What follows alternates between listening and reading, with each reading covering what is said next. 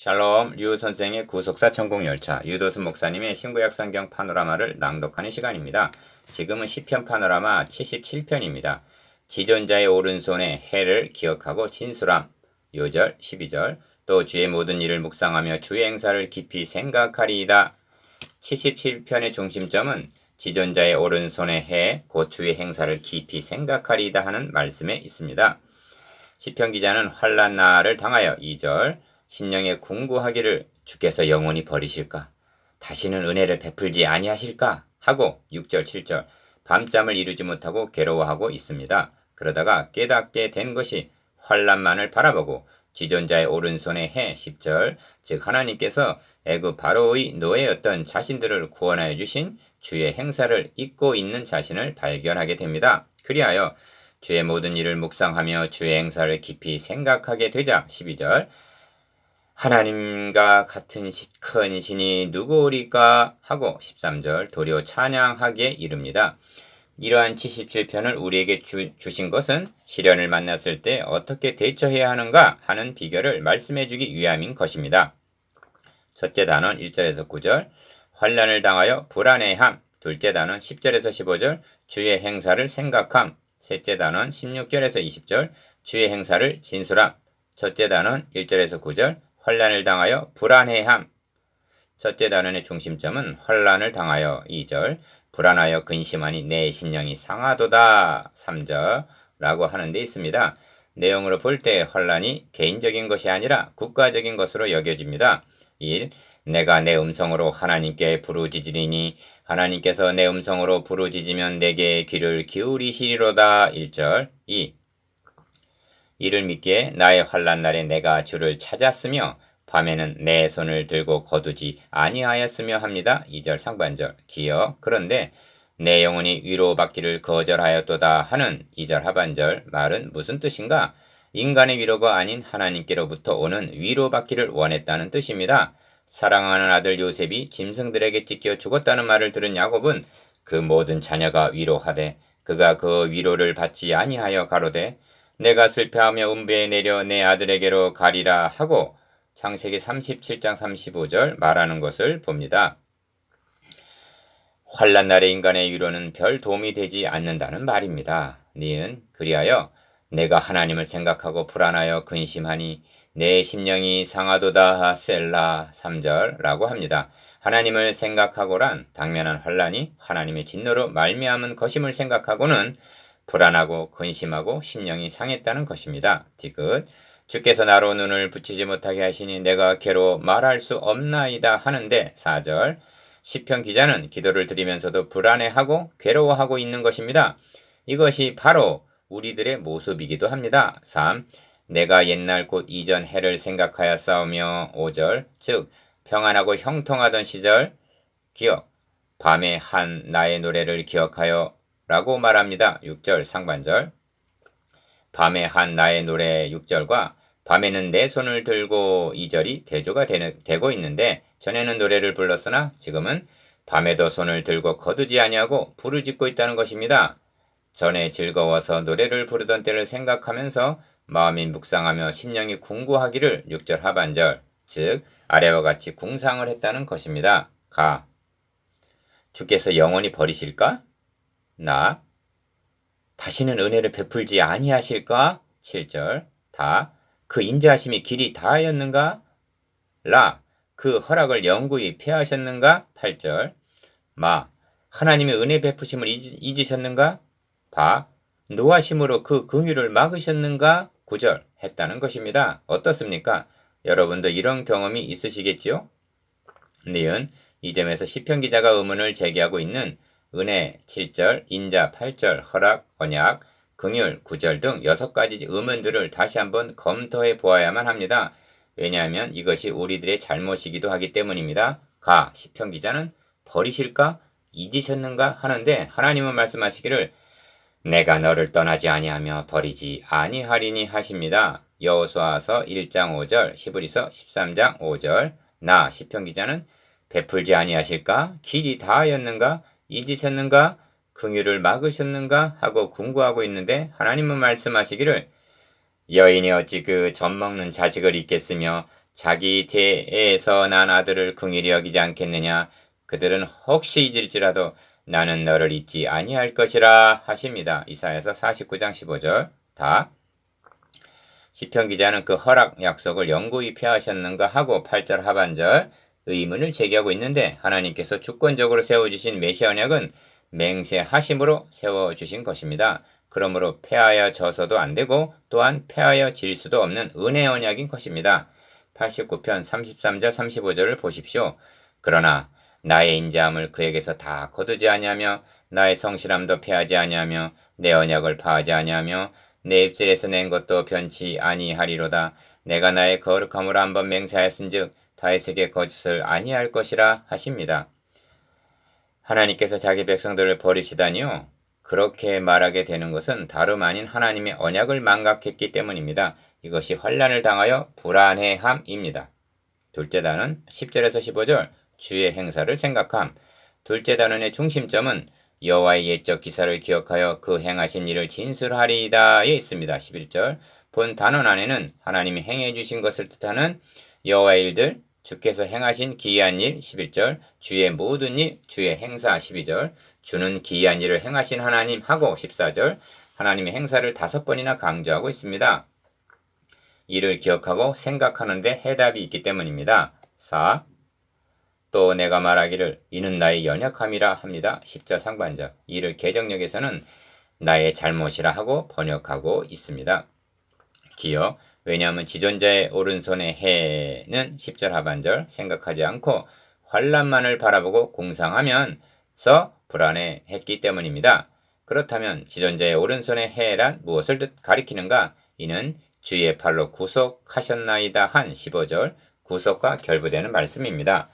모세는 홍해를 육지같이 건넌 후에 찬양하기를 여호와여 주의 오른손이 권능으로 영광을 나타내시나이다. 여호와여 주의 오른손이 원수를 부수시나이다. 주께서 오른손을 드신즉 땅이 그들을 삼켰나이다 하고 찬양합니다. 출애굽기 15장 6절 12절 니은. 그러므로 지존자의 오른손의 해란 바로의 노예에서 자신들을 해방시켜 주신 구원의 날을 가리킵니다. 이 점이 이어지는 곧 여호와의 옛적 기사 출애굽을 기억하여 그 행하신 일을 진술하리이다. 또 주의 모든 일을 묵상하며 주의 행사를 깊이 생각하리이다 하는 11절 12절 말씀에 나타납니다. 디귿 11절 12절 안에는 옛적 기사 행하신 일, 주의 모든 일, 주의 행사라는 말이 강조되어 있는데 환난에 대처하는 비결이 무엇인가? 큰 것이 사실이라면 보다 작은 것은 더욱 확실하다는 원리를 붙잡는 일입니다. 다시 말하면 바로의 노예였던 자신들을 오른손의 능력과 기사로 구원하여 주신 하나님께서 지금 당면하고 있는 환난에서도 구원하여 주실 것을 확신하는 데 거하는 것입니다. 5. 그래서 하나님이여 주의 도는 극히 거룩하시오니 하나님과 같이 큰 신이 누구 오니까 하고 13절 불안해하던 심령이 찬양하게 이르는 것입니다.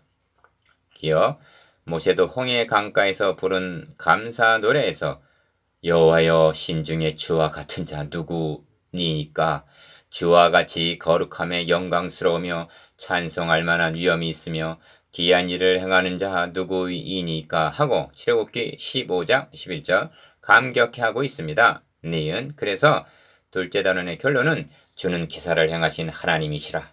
민족들 중에 주의 능력을 알리시고 주의 팔로 주의 백성 곧 야곱과 요셉의 자손을 구속하셨나이다 셀라 14절 15절 하고 구속으로 모아지고 있는 것입니다.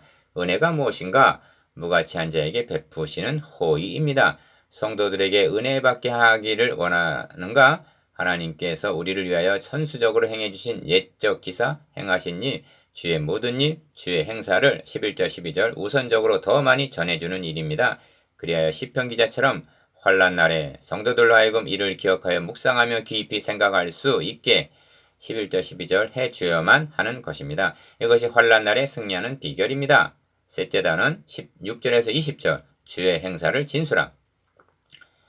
셋째 단어는 묵상한 주의 행사를 구체적으로 진술하는 내용입니다. 중심점은 2번 강조되어 있는 물들이 주를 보았다 하는 데 있습니다. 16절 이것이 무슨 뜻인가? 6. 하나님이여 물들이 주를 보았나이다.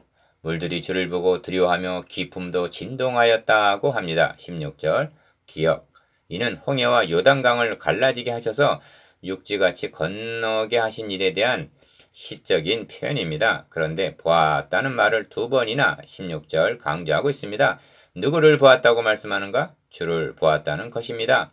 이를 구속사라는 맥락으로 보면 의미심장한 것입니다. 왜냐하면 하나님께서 진군하는 대열의 수두로 유다 자손 진기가 민수기 10장 14절 진행하라고 명하셨기 때문입니다. 그렇다면 물들이 주를 보았다는 표현은 유다 지파를 통한 그리스도를 보았다는 것이 되는 것입니다. 니은 이에 대한 감동적인 묘사가 114편에도 있습니다. 이스라엘의 애굽에서 나오며 야곱의 집이 방언이 다른 민족에게서 나올 때, 즉 출애굽 때 유다는 여호와의 성소가 되고 이스라엘은 그의 영토가 되었도다 합니다. 1절 2절 유다가 성소가 되었다는 것은 왕께서 유다 지파 안에 계셨다는 말입니다.